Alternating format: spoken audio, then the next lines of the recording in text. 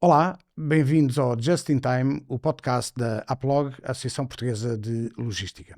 Como sabe, este é um espaço de conversa e de debate sobre logística, sobre as suas tendências, os seus desafios, mas também sobre aquilo que é a gestão das organizações e também das pessoas. Nascido em 1963, em Lisboa, o nosso convidado deste episódio é filho de um beirão da Beira Alta e de uma alentejana do Alto Alentejo. Cresceu por Lisboa, onde se casou e teve 3 filhos. Bem-vindo, José Crespo de Carvalho, e obrigado pela tua disponibilidade em estares aqui. O José é licenciado em Engenharia Civil pelo IST, tem uma pós-graduação em Gestão de Projetos, tirou o mestrado mais tarde em Ciências Empresariais e Sistemas de Informação, no ISCTE, tira depois o MBA e o doutoramento também em Gestão de Empresas, tem após isto várias formações em contextos internacionais, seja no MIT, em Cranfield, no Reino Unido, na RSM e na AIF na Holanda, na IE University em Espanha, enfim, um leque alargado de formação que acho que ainda continua até hoje, curioso sempre em adquirir novos conhecimentos. Após o doutoramento, decide partilhar os seus conhecimentos, abraçando a carreira académica, a presidência da Comissão Executiva do ISCTE, é professor catedrático também na escola do ISCTE e ainda é administrador da Nexponor, proprietária, salvo erro, da infraestrutura onde está a Exponor, onde decorre as feiras a norte. Mas vamos começar pelo princípio, que é aí onde tudo começa. E onde tudo começa é em Lisboa, algures em 1963, onde nasce. Tens ideia do teu contexto familiar, como é que eram os teus pais, o que faziam eles, o teu pai e a tua mãe, irmãos, família? Uhum.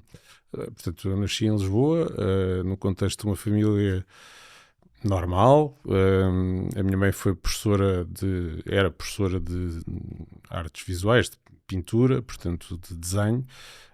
Foi licenciada pela Escola Superior de Belas Artes de Lisboa e, portanto, depois primeiro ensinou geometria descritiva no liceu, depois ensinou educação visual, como se chamava à altura. O meu pai é licenciado também no técnico e, portanto, em engenharia, neste caso engenharia de Minas, vertente de metalurgia, e sempre se dedicou em termos profissionais àquilo que eram as suas áreas, primeiro constituindo um conjunto de empresas com alguma relevância e dimensão. Isto estamos a falar antes de 1974 e depois, após isso, portanto, nessa altura acabámos por ter que ir para o Brasil. Após isso voltou a reconstituir ou tentar constituir algumas empresas também nessa área, pelo menos 2, 3 que me recordo, pequenas, bastante mais pequenas, e portanto fez a sua carreira ligada, digamos, às engenharias. A tua infância no contexto familiar, a tua formação na primária também é feita em Lisboa, em que... A minha primária é feita no Beiral, e portanto onde entrei aos 3 anos. A Escola Beiral é uma escola, enfim, muito... tem uma filosofia muito típica de formação e, portanto, entrei aos 3 anos, fiz a infantil e depois fiz os 4 anos de ensino primário, quando se deu o 25 de Abril. E, portanto, no fim da minha 4ª classe, fui para o Colégio São João de Brito, de onde entrei e acabei por sair para ir para o Brasil. Tens irmãos? Não tenho irmãos. Não tens irmão. Portanto, saíste mesmo ao teu pai, que eu tive a honra de o conhecer e de trabalhar com ele. Seguiste um bocado as pesadas, não em Engenharia em Minas, mas em Civil, não é? Em Civil, sei. Sim.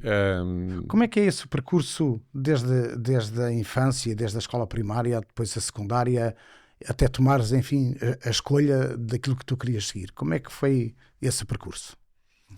Foi um percurso, enfim, talvez não tão linear quanto o de outras crianças, na medida em que a interrupção, digamos, dos estudos em Portugal deu-se no meu primeiro ano do ciclo. Fui para o Brasil, volto depois. Por ocasião do 25 de Abril, desculpa. Por ocasião do 25 de Abril. Sim, um bocadinho depois do 25 de Abril. Portanto, entro ainda em setembro, outubro, no Colégio João de Brito, saio para voltar a entrar mais tarde, vou para o Brasil e aí portanto, frequento o Colégio São Luís, também jesuíta, de jesuítas, tal como o meu pai e os meus tios todos tiveram nas Caldinhas e em Laguardia, e portanto todos eles fizeram o colégio de jesuítas e eu também fiz, os meus filhos também fizeram, e portanto, enfim, é um percurso normal na família. Okay. Talvez não tão linear quanto poderia ser por essa saída e depois volta a Portugal. De resto foi uma infância, enfim, que eu posso dizer que feliz, não é? Quer dizer, sem contrariedades, e fui amadurecendo e vivendo para descobrir um conjunto de áreas ou um conjunto de talvez de conhecimentos que me interessavam. Eu recordo-me perfeitamente que na altura, quando fiz a escolha da área por onde devia ir, eu acho que tinha algum jeito para desenho e, portanto, a minha mãe, sendo licenciada pela Escola de Belas Artes, fez um bocado de força para que eu fosse para a arquitetura e achava que eu devia ser arquiteto. E o teu pai concordava com essa... Não, e é que está a piada da coisa. A minha mãe ia falando, ia tentando convencer, e eu, enfim, fazia aqueles testes, ou fiz aqueles testes psicotécnicos da altura, e os testes psicotécnicos acho que davam para quase tudo. Aquilo era um mundo de estradas que depois se tornava difícil porque não funilava para lado nenhum. E, portanto, lembro-me de haver um conjunto de conversas lá em casa, às tantas, e depois de ouvir a minha mãe, e depois de ouvir as minhas opiniões, disse assim: curso de homem é engenharia, portanto só há um sítio onde pôr a corzinha. Pronto, e está resolvido. E, portanto, fui para a engenharia.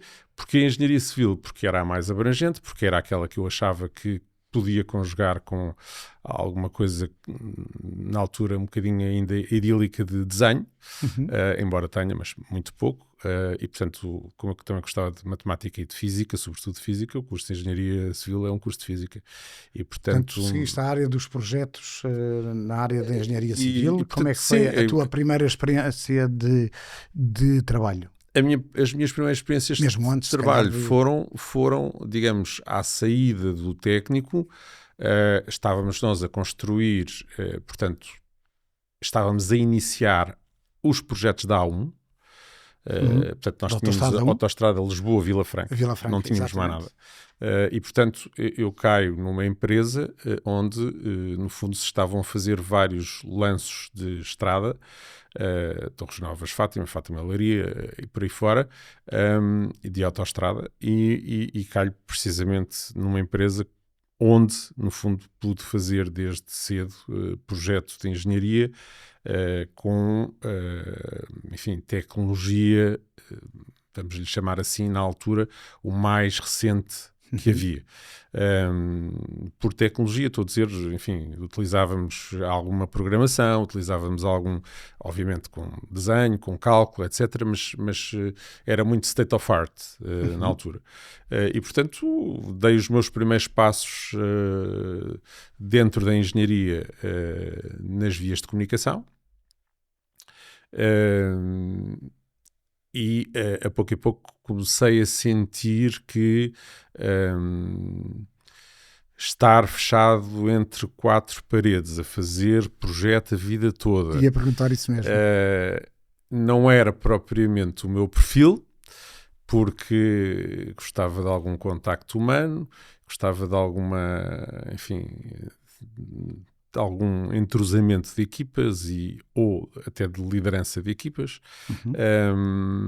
E achei que devia pensar em fazer se calhar algum shift ou somar alguma coisa, embora não me ocorresse na altura exatamente como fazê-lo, mas achei que estaria na altura de fazer um shift para gestão e somar à engenharia gestão no sentido de me poder posicionar de uma forma um bocadinho diferente no mercado. Isso foi importante porque te abriu outros horizontes, fez-te conhecer outras pessoas, conhecer outra outras realidade, pessoas, outra conhecimento realidade. que se adiciona mais um layer para adicionar aos layers que já tinhas? Sim, sem dúvida. Sem dúvida que se acrescenta uma visão diferente das coisas. A engenharia é muito feita de um raciocínio abstrato ao princípio e depois muito cálculo. A gestão um bocadinho menos cálculo e bastante mais, enfim, bom senso, se calhar. E, portanto, quem vem com uma preparação de engenharia em termos quantitativos está perfeitamente à vontade na gestão. E a soma dessa componente mais de soft skills, etc., é importante para um engenheiro. A gestão deu-te essa parte do relacionamento humano, daquilo que é o talento, daquilo que é a impressão, daquilo que é mais os skills que não têm métrica, mas que adicionados a uma matemática que acrescentam valor à matemática e também a essa parte da gestão. Sim, sem dúvida que comecei a olhar para o mundo de uma forma diferente. Quem vem habituado a fazer cálculo, quem faz, digamos, no liceu, muito apegado sempre a duas disciplinas, essencialmente matemática e física, físico-químicas, que eram as minhas duas áreas de eleição para além do desenho.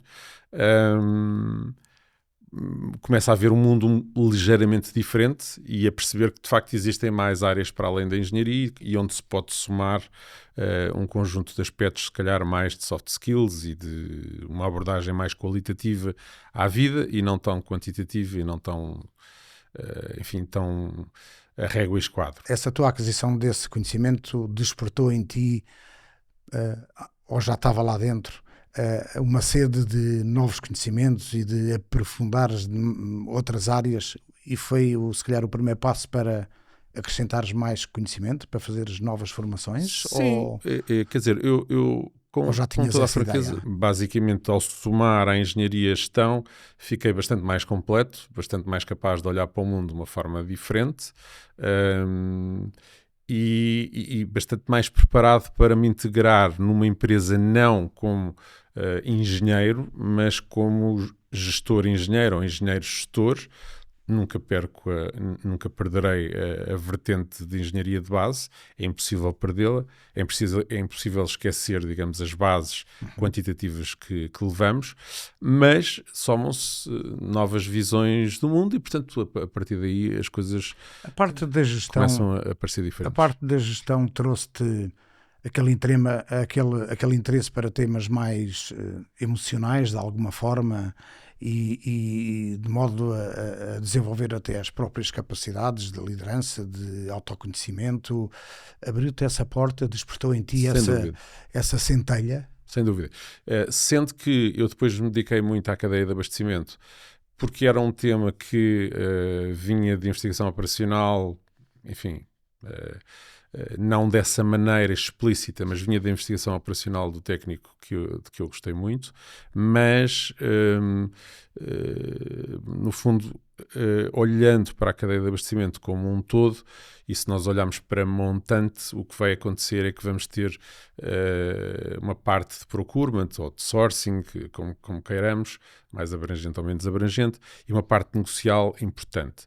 E foi aí que eu comecei a interessar-me, quando comecei a estudar essas questões a fundo, comecei a interessar muito pela negociação, e escrevi 2 livros sobre negociação, e até a investigar alguma coisa, e fiz alguns programas fora sobre negociação. Enfim, o foco foi-se abrindo em termos de matérias, precisamente porque a supply chain, estando na origem também do meu pensamento de gestão, fez-me olhar para montante, olhar para jusante e olhar para o todo.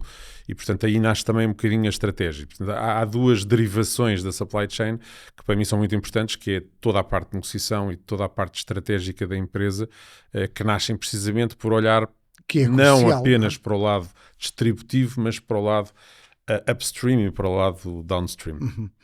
no fundo, ter a cadeia toda, não é? Ter a cadeia toda. A montante e a jusante e o seu envolvimento, não é? Exatamente. E o seu envolvimento, onde as pessoas também fazem parte, lá chegaremos a essa parte dessa conversa.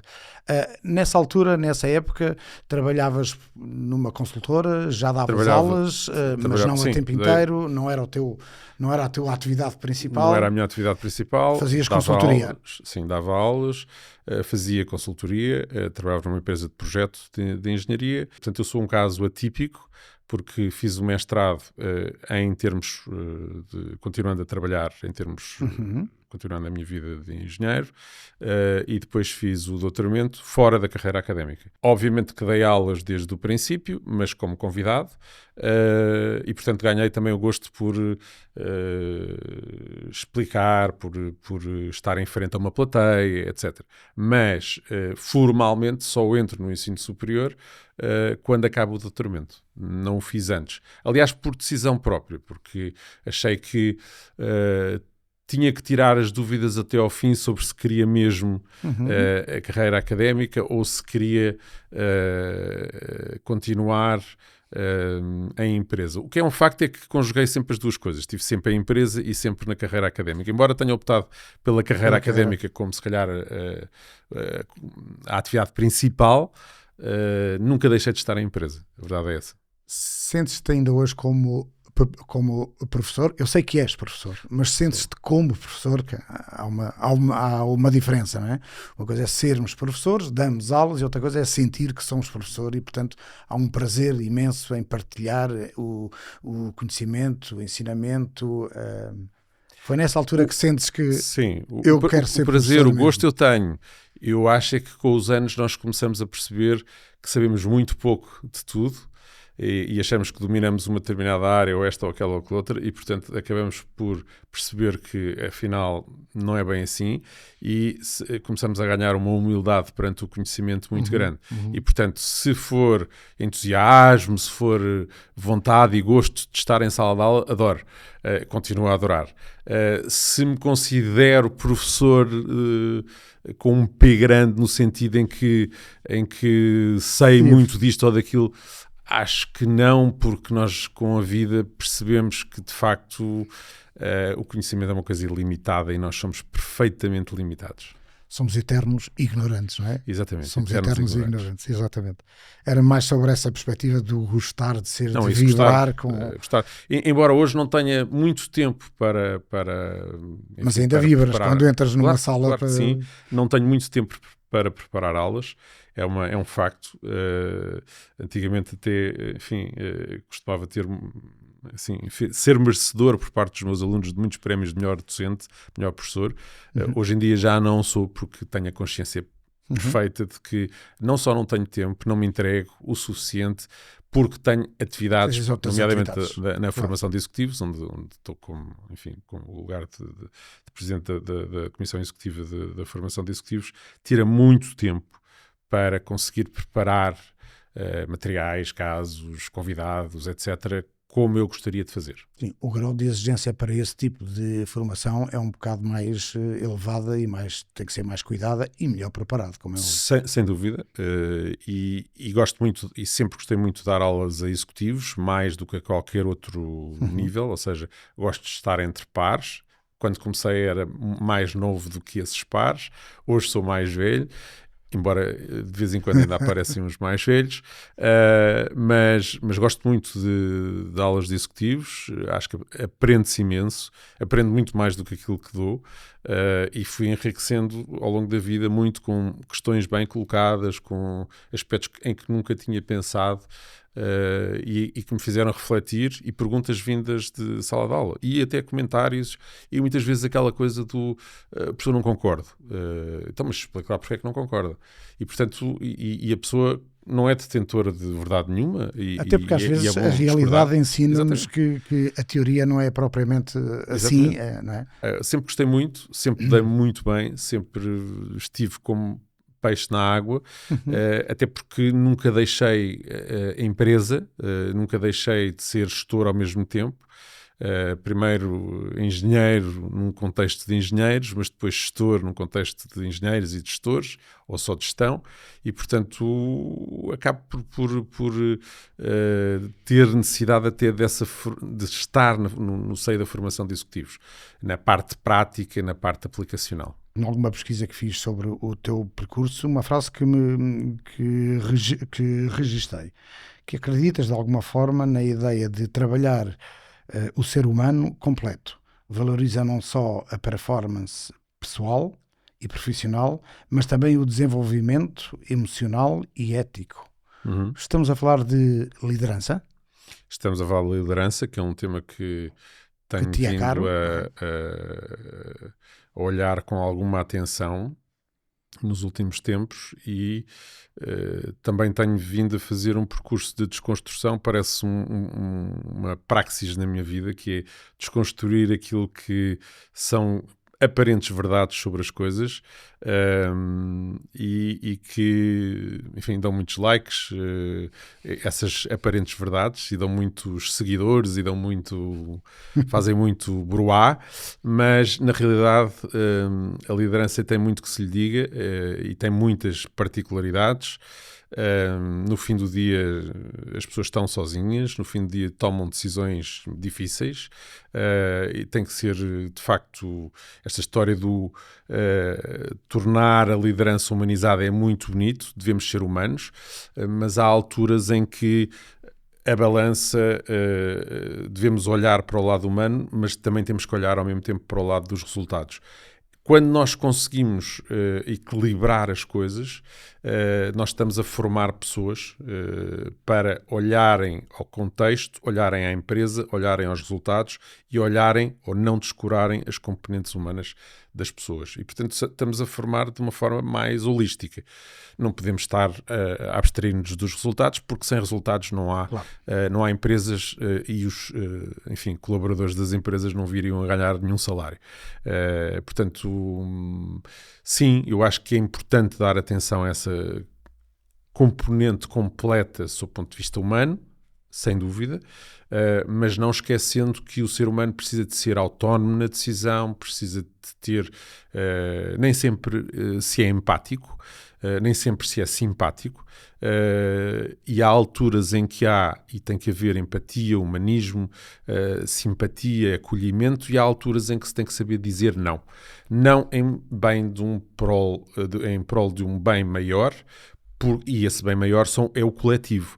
É o tema da liderança um tema transversal à sociedade? Obviamente que sim, mas é um desafio que Portugal ainda não conseguiu, enfim, não é capturar, mas conseguir incorporar na sua cultura? A liderança é um lugar solitário, ou é preciso acabar o dia com as suas próprias decisões, por muito que tenhamos pessoas que sejam muito chegadas, muito próximas e que auxiliam muitíssimo.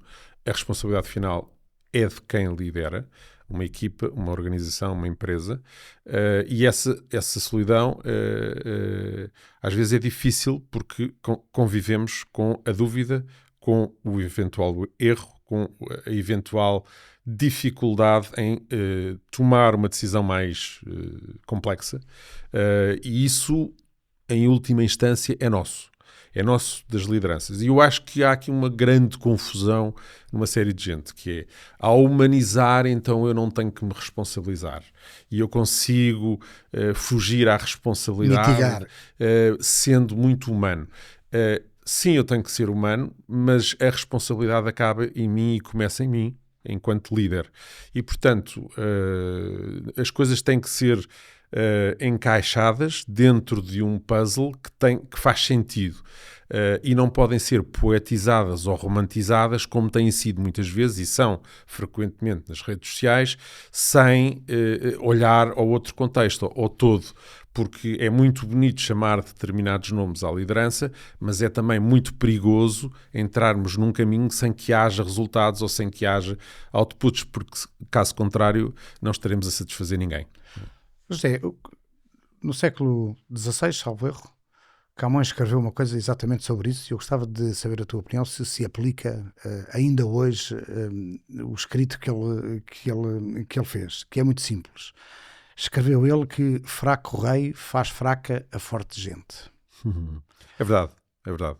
É muito verdade na medida em que se a liderança não é forte, e aí podemos dar um salto para aquilo que, enfim, sob o ponto de vista científico se chama bioliderança, pondo à nossa frente duas pessoas, uma muito humana, muito compreensiva, muito simpática e outra um bocadinho menos simpática, menos humana, mas mais forte, mais capaz de trazer resultados, mais capaz de fazer diferenças e assegurar os benefícios que são necessários às pessoas, nós seguimos esta que tem mais força. E isso vem da bioliderança, vem da ancestralidade. Ou seja, isto significa que escolher o mais forte, o que caça melhor, o que é mais expedito, o que é melhor em trazer alimento, o que é melhor em proteger a tribo, o que é melhor está no nosso ADN e, portanto, não escapamos a isso. Nós não é com 30 ou 40 anos de uma história recente de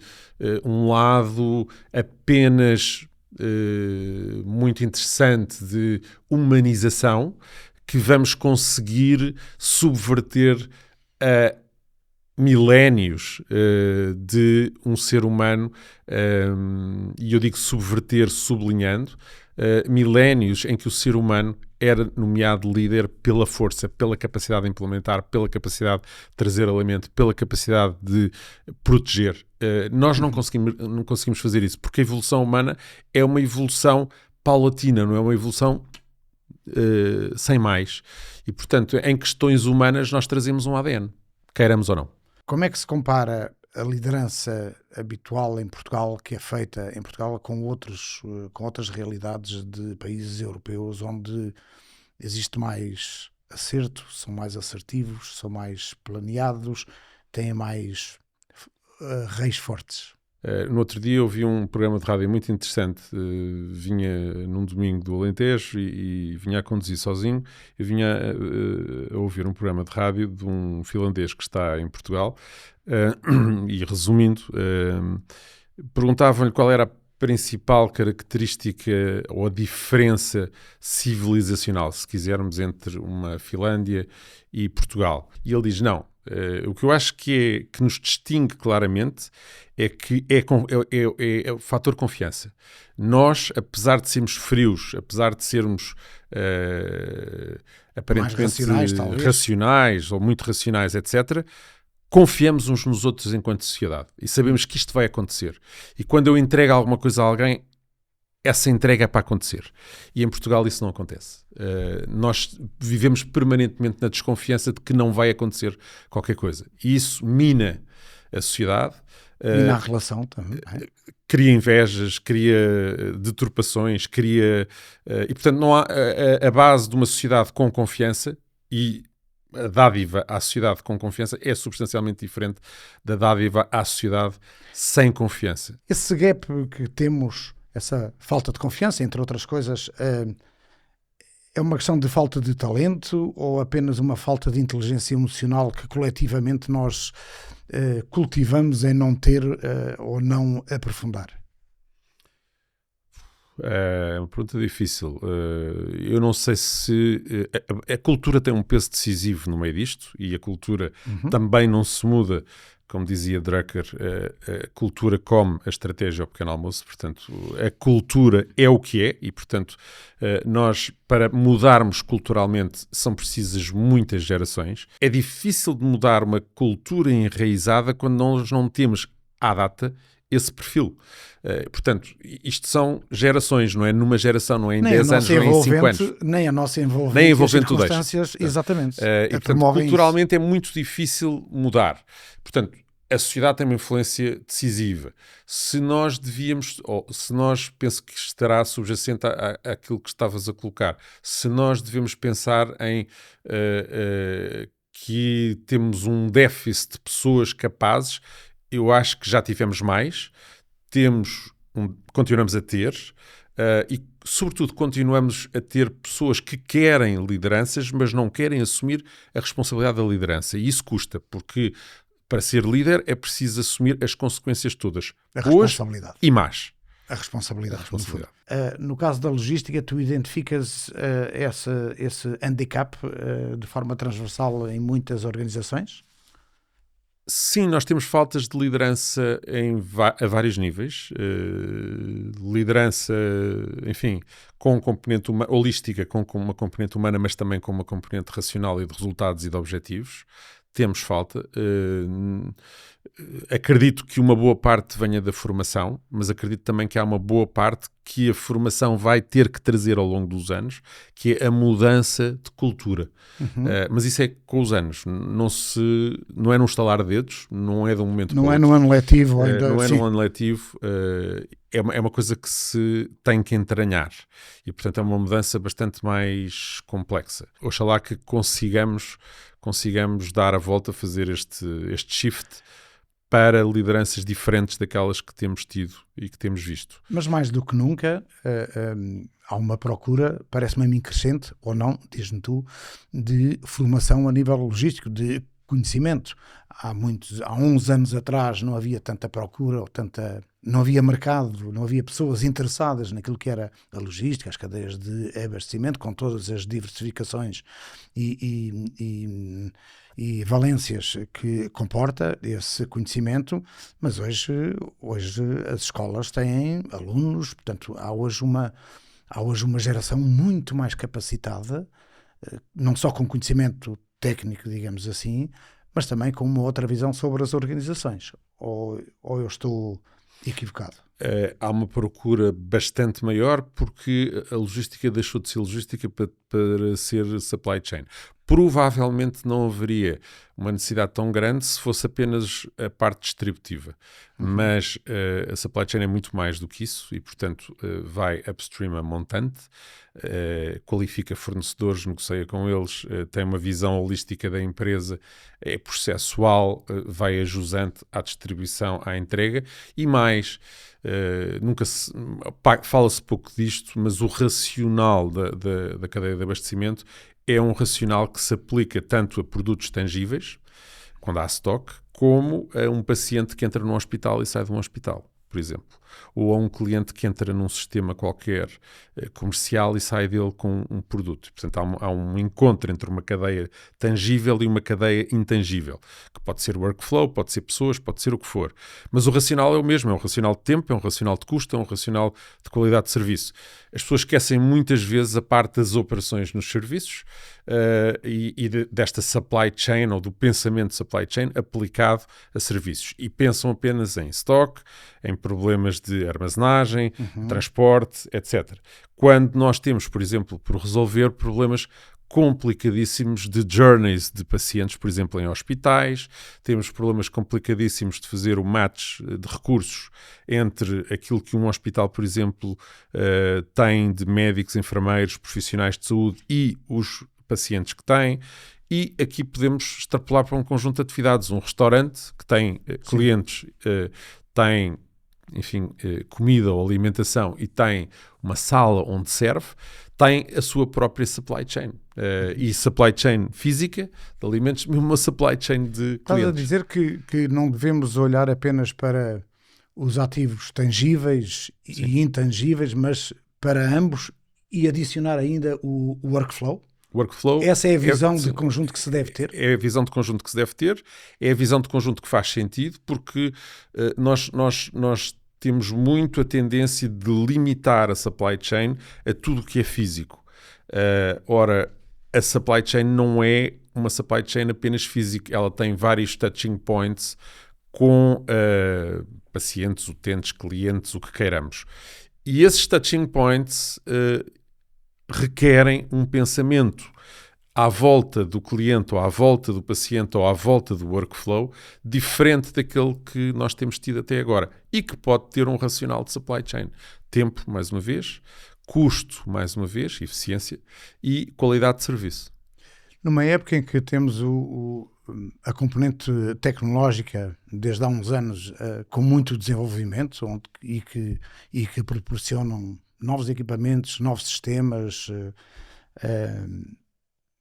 estão as empresas portuguesas preparadas ou estão a preparar os seus colaboradores no conhecimento ou na atualização do conhecimento para tirar partido desses melhores equipamentos, dessa nova tecnologia?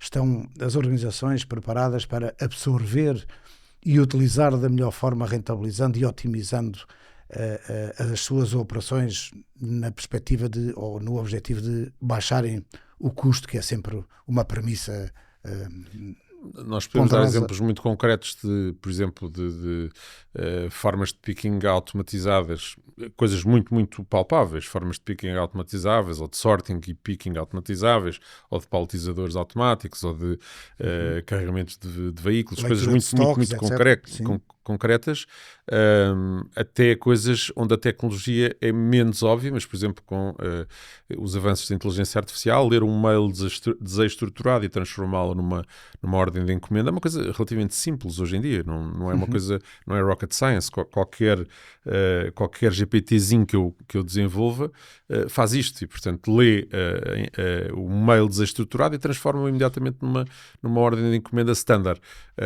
E, entre outras coisas, portanto, a tecnologia é um aliado, devemos ter em atenção o que essa tecnologia pode fazer por nós e faz seguramente muito.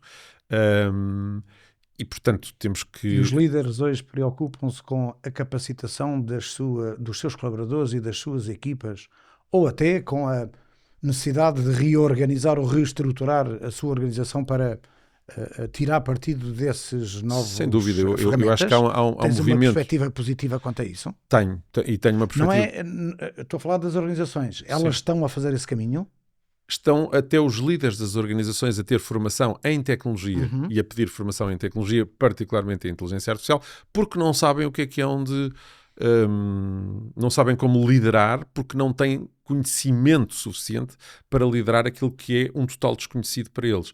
E, portanto, apanham-se hoje, em formação de executivos, muitos CEOs, muito C-level, à procura de conhecimento estruturado do ponto de vista de algoritmia, enfim, de machine learning e mesmo de Gen AI, de inteligência artificial generativa, porque, de facto, as próprias lideranças não têm os conhecimentos de base para poder, no fundo, liderar equipas que devem trabalhar com essas tecnologias, mas que não estão a trabalhar com elas.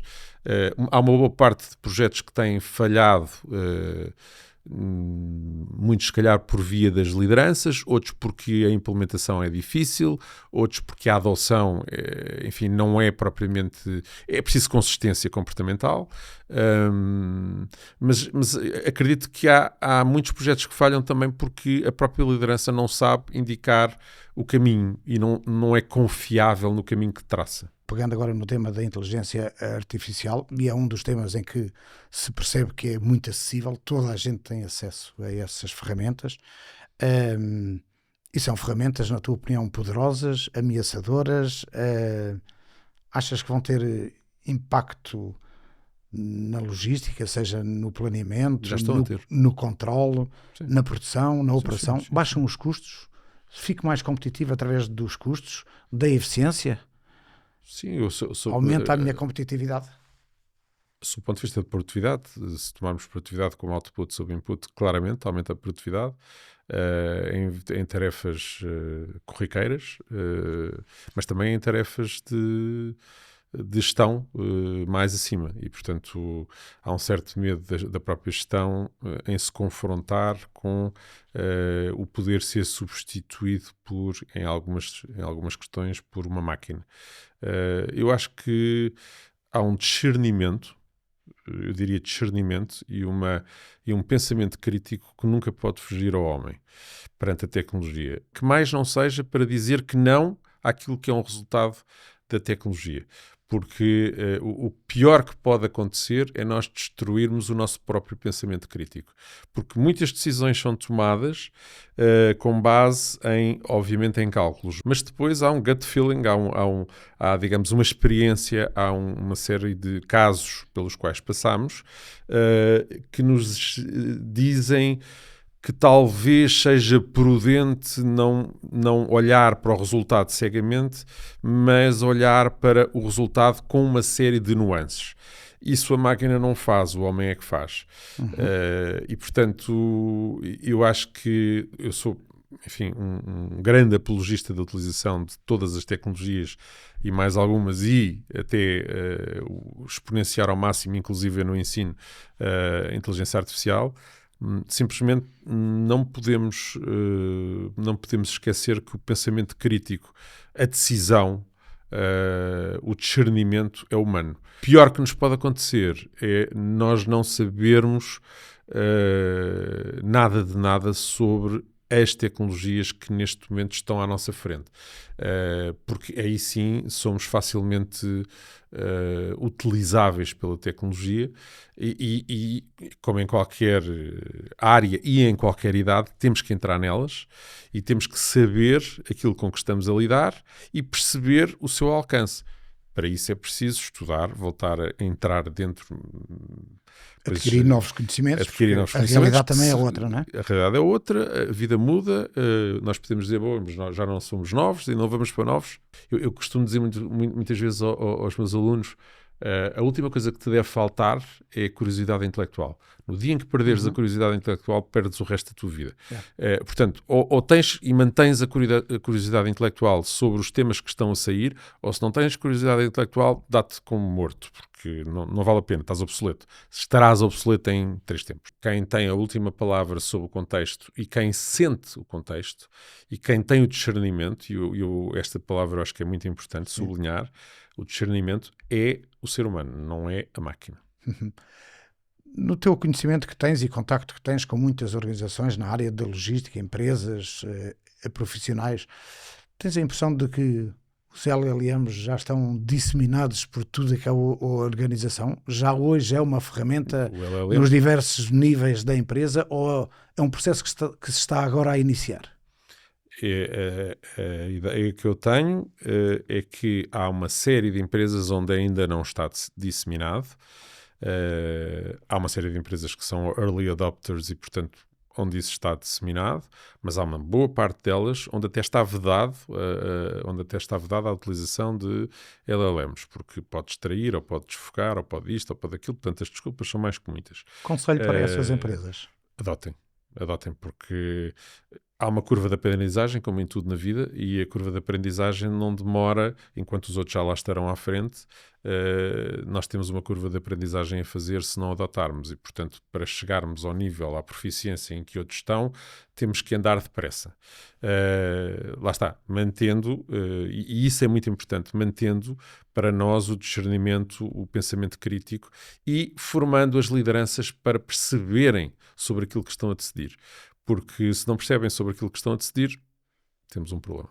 Aonde é que fica aí os fatores diferenciadores de uma organização face à sua concorrência? Se tudo é automatizado, se tudo é através de uma máquina que lê os inputs que lhes damos ou os dados que ela tem e que formula a solução, identifica o caminho, apresenta o resultado, em que gaveta é que eu ponho o fator diferenciador entre mim, a minha organização e a tua organização? Isso é exatamente a mesma história de eu dar um caso de estudo que é exatamente igual para todos os grupos de alunos que estão à minha frente, um caso de estudo, enfim, de uma universidade qualquer americana ou de uma universidade portuguesa, dou-lhes um caso de estudo para eles resolverem. E o caso é estratégico. E um grupo chega a uma estratégia, outro grupo chega a outra estratégia, outro grupo chega a outra estratégia. Porquê? Porque eles próprios incorporam graus de diferenciação porque querem ser únicos. Ou seja, querem, com a sua combinação de criatividade, de elementos emocionais, de elementos de contexto, de elementos próprios, querem tornar a sua abordagem, a sua solução única. E é exatamente isso. Ou seja, nós podemos utilizar a tecnologia, mas no fim as decisões, o discernimento, etc., são das pessoas que estão na empresa. Podemos fazer uma análise de contexto sem ter todas as dimensões de contexto, mas isso, um LLM faz uma análise de contexto. É preciso que os prompts ou o código seja todo igual, mas no fim o discernimento tem que ser das pessoas. E isso torna-nos diferentes. Eu e o Zé Limão não decidiremos a mesma coisa sobre a mesma realidade. A mesma realidade. Não decidiremos a mesma coisa sobre a mesma realidade. E isso é bom. Se deixarmos a decisão para a máquina, depois começamos a ter problemas. Isto vai tornar, concluías tu há pouco, que vai tornar as empresas mais competitivas, onde tem reflexo no custo, no preço?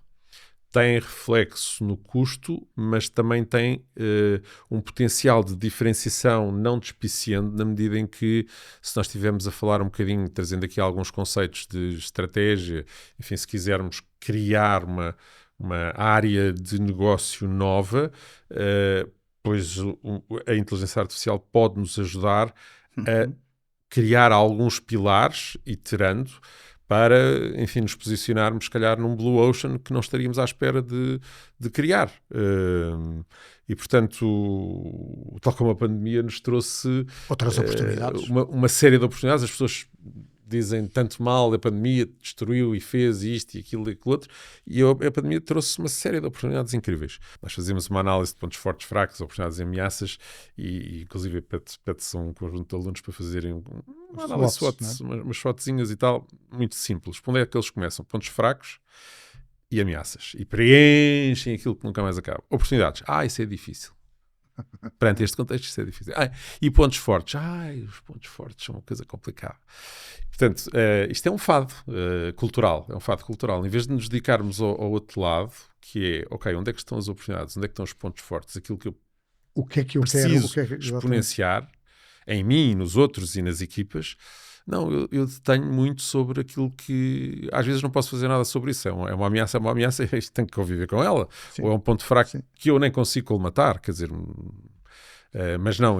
Mais vale focar naquilo que eu quero onde é bom ter... e eu exponenciar aquilo que é bom, mas... porque estar a fazer uma lista sem fim de... É uma questão de abordagem, não é? De onde é que eu parto? Deste lado ou daquele outro lado, não é?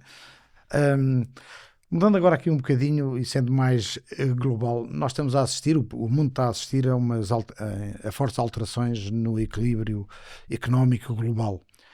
E, obviamente, a consequente instabilidade das rotas, dos destinos, do comércio, está a acontecer e está na ordem do dia. Mantendo a premissa que é única sempre de custo e ganho, não é? Que é a premissa que o homem tem, que é reduzir custos e ganhar dinheiro, que se irá manter. Não se prevê que este binómio se altere.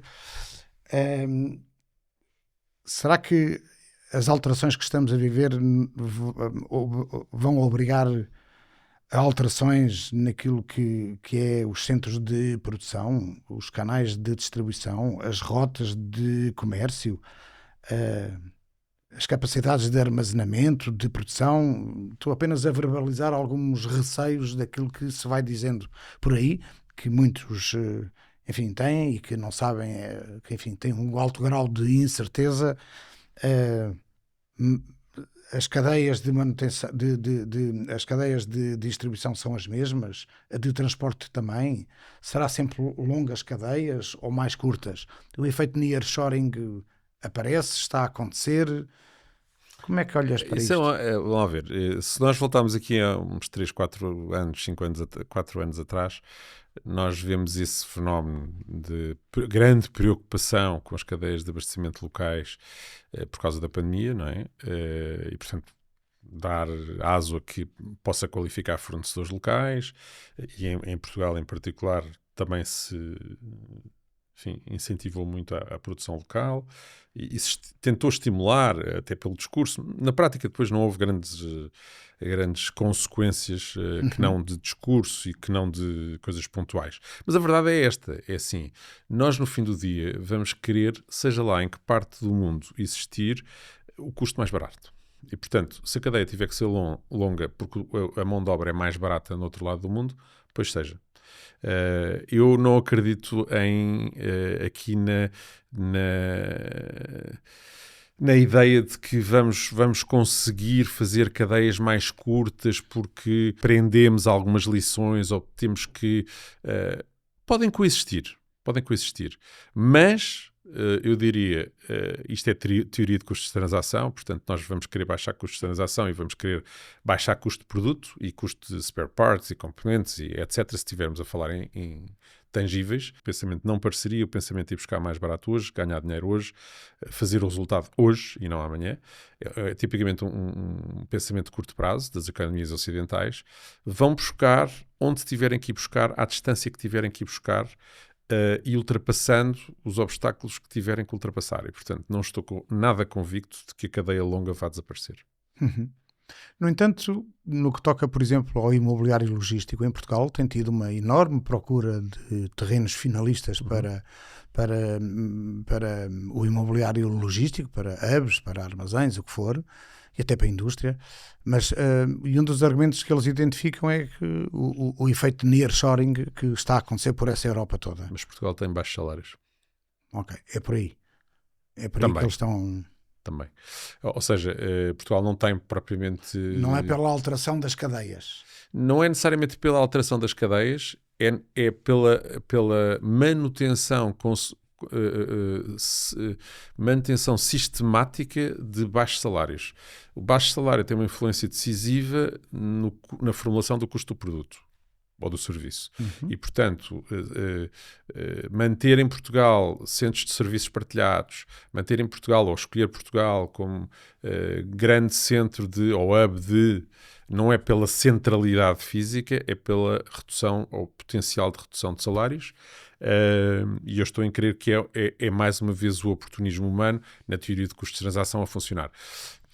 Não será por outras razões. Pelos custos de contexto. Pelos custos de contexto. Ok.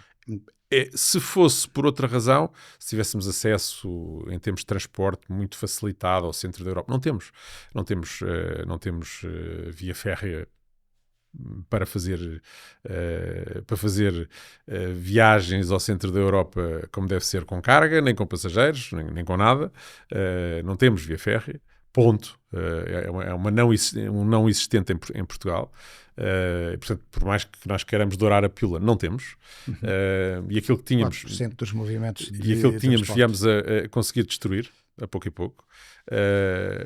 Temos as infraestruturas aeroportuárias como nós conhecemos, portanto, completamente desconformes, e, portanto, se quiséssemos transportar carga de elevado valor, não poderíamos, porque isso acabaria por ser prejudicial. Para onde é que vamos? Vamos para o rodoviário. E o rodoviário está ainda longe de termos longas distâncias percorridas por veículos elétricos, por exemplo. Sim. Porque o tempo de carregamento é longo, porque há uma série de... Autonomia também ainda não é... Requisitos de autonomia, etc., que ainda vão dar muito que falar. Vamos ter que mudar, se calhar, a segunda lei da termodinâmica para inventarmos aqui uma coisa qualquer que não seja necessário ou que permita um reequacionamento das coisas. Como antevês o setor logístico em Portugal? Há bocado estávamos a falar na pouca escala que o setor tem. Antevês movimentos de escala, de fusão, de aquisições, de concentração? É possível, é desejável, acho que é o caminho. Porque nós não podemos competir com sociedades que entram aqui e que têm escala, noutros lados, e portanto entram aqui com custos já mitigados, e portanto isto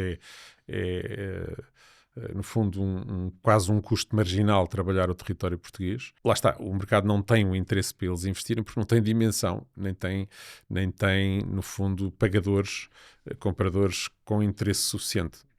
Não fosse esse o caso, a Amazon já tinha entrado em Portugal. Porquê é que a Amazon não entra em Portugal? A Amazon não entra em Portugal não é porque não gosta de trabalhar o mercado português.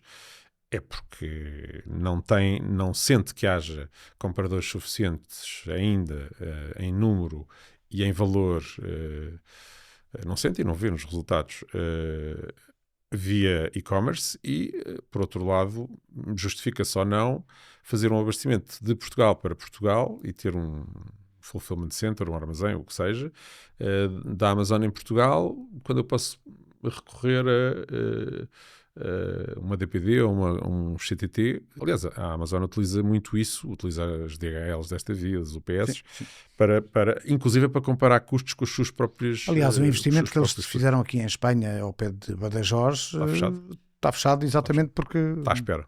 Está à espera porque não há consumo, não há escala suficiente para, não, mas para ter a aquela lançar operação. alguma coisa será, e a infraestrutura mantém-se ali, a abastecer Portugal será por ali, se conservar aquela infraestrutura como pertence da Amazon, e se calhar não será através do território português, de alguma infraestrutura dentro do território português. Achas que as empresas portuguesas na área da logística têm capacidade de se internacionalizarem? O caso do José Luís Simões é um caso de grande resiliência. Obviamente estamos a falar de uma grande figura e de um grande homem. As pessoas conhecem pouco a estatura humana do José Luís Simões, mas vale a pena conhecer.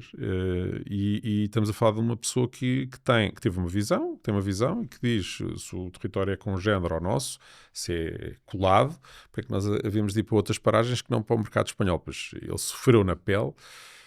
No início, desde sabotagem em veículos, cortes de pneus, isto, aquilo, outro, as inúmeras histórias que ele tem, mas é um facto que, ao comprar a empresa em Espanha, ele conseguiu internacionalizar para a Espanha. E, portanto, é um território contigo e, por que não, trabalhar o território contigo? Temos casos, esse é um caso típico. A Rangel será outro também. A Rangel será outro. Temos casos típicos em que é possível internacionalizar. É possível ganhar massa crítica, é possível ganhar escala, é possível ir para fora, é desejável. Oxalá as empresas tenham um balanço para conseguir fazer isso, aquisições, adquirir outras empresas, porque isto não vai lá só por movimentos orgânicos. Não vai orgânico, exatamente. Não vai por movimentos orgânicos, vai por aquisição. Aquisições ou fusões ou o que seja. Muitas vezes um bocadinho de perda de identidade e tal, mas tem que se fazer este caminho. Tem que se fazer. E nós só teremos boas empresas no futuro se tivermos dimensão nessas empresas. É preferível para o país ter maiores empresas que consigam agregar e que tenham escala e que consigam iniciar processos de internacionalização, ou ter um pouco o que temos hoje, que são pequenas e médias empresas que, enfim, que têm o mercado interno como o seu campo de manobra, mas dificilmente passarão daqui? Sem hesitação, eu diria que temos que ganhar escala. Temos que crescer. Não há forma de competirmos num mercado global com empresas da dimensão daquelas que nós temos. Não há. Não há, e vai haver cada vez menos espaço para pequenas e médias empresas. Consideras que o país... Porque o custo, tudo isto depois no fim do dia, o cliente adere pode ser por muitos fatores higiênicos, mas adere por preço ou por custo. E portanto, quem não tem escala... O país tem instrumentos e tem capacidades e tem estratégia para apoiar empresas para se internacionalizarem? Sentes que a organização, o Estado, nós... Não temos tem esses instrumentos, essas capacidades? Não está oleada, não está feita, nem está oleada uma diplomacia económica como devíamos ter. Ou seja, a nossa diplomacia é muito convencional, um ponto de conexão com o mundo exterior, mas não é uma diplomacia de negócios. Isto que fique claro, nós não formamos diplomatas para serem embaixadores económicos. Isso não acontece. Chegamos ao fim deste episódio do Just in Time e queria agradecer ao José a tua disponibilidade e partilha das tuas opiniões e visões e a tua disponibilidade também de estar aqui connosco. Bem-haja. Muito obrigado. Antes de nos despedirmos, queria falar para si, apelando a que partilhe este vídeo, ponha o seu like e que, no limite, também subscreva este canal da Aplog, onde tem acesso a todos os outros episódios desta série do Just in Time. Até breve.